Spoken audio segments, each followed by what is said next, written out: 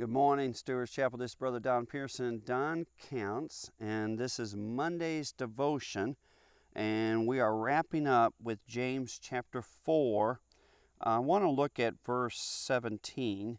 Verse 17 says, "Therefore to him who knows to do good and does not do it, to him it is sin."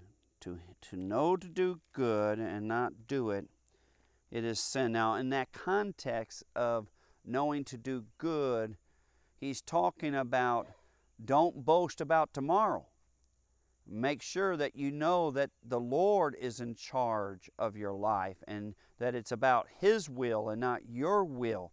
And then he says to know to do good and not do it is sin. In other words, to know that the Lord should be in charge of your tomorrows, that His will should be the ultimate desire for you tomorrow and today, to know that and then not live that, it would be sin. But that phrase, to know to do good and not do it is sin, has so many other ramifications. There's so many things that we as Christians, remember these are Christians that he's talking to. There's nothing that he has said to them that they didn't know. They know that they need to control their tongue. They know that they need to be slow to speak. They know that they need to be slow to anger. They know they need to listen. They know they need to be doers of the word. They know that faith without works is dead. They know that fighting with one another as Christians is murderous. They know that being friends with the world is to be enemies with God. They know that if they follow their selfish desires, that is not a desire from God, but is one of the devil. They know all these things, and they know much, much more, just like you and I do.